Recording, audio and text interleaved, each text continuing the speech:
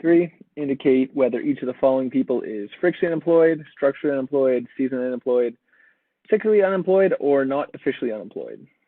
So just to give us a quick reminder,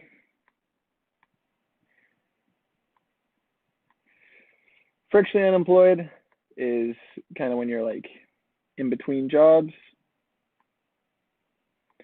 So examples of that would be like when you're a new grad. So I imagine that a lot of you that graduated during the pandemic have had a harder time than normal finding a job because the job market is certainly not great right now. So you guys would be classified as frictionally unemployed or in between jobs. Another example might be when you move to a new city, you left your job in the old city, you said peace out to everybody and moved 6 hours away, and you need to find a new job when you're there. You'd be frictionally unemployed until you found a new job. Structural unemployment is when there is a demographic mismatch. So for example, maybe there are a lot of older folks in the job market looking for a job after retirement just to keep them busy. But all of the majority of the job market is tech jobs.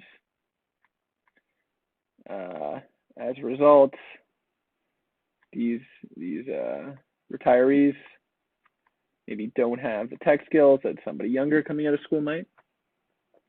So although there's a pool of job candidates and a pool of jobs, the job candidates don't have the skill necessary for the jobs that are available.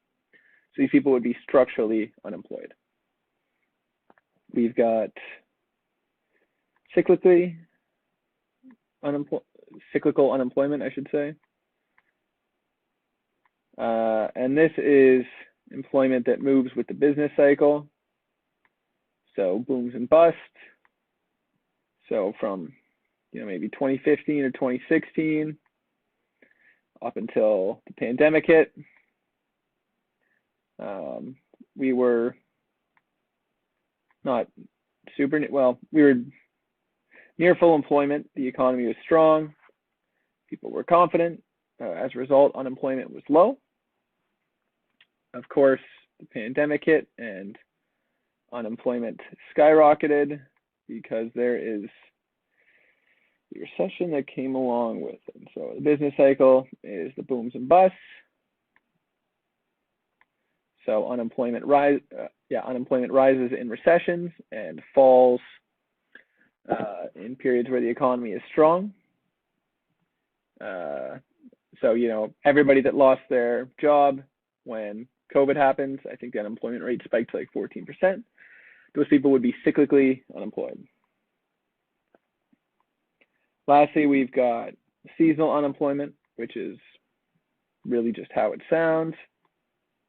The example I always go to is if your job is a snowplow driver, you've got employment in the winter when it's snowing, but during the summertime where there's no snow, you're not going to have any work.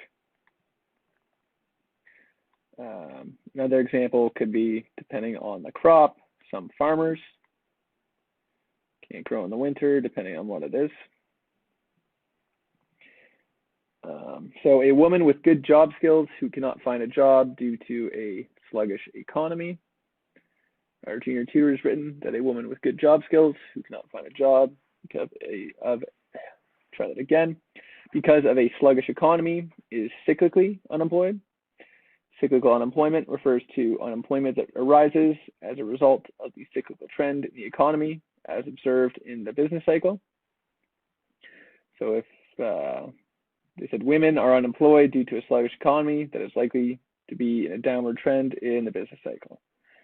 In other words, in a recession, unemployment rises. This woman has good job skills, but she just can't find a job. because the job market is dried up because we're in a recession. So that falls under cyclical unemployment. Second example was a poorly educated former telephone operator placed by a machine looking for work.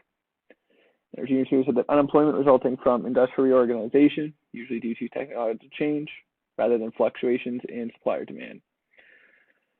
Thus, a poorly educated former telephone operator replaced by a machine looking for a job is structurally unemployed due to the changing structure of the economy, or the demographic mismatch.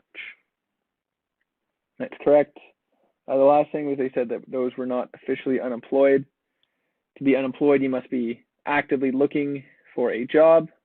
Otherwise, you're just out of the labor market.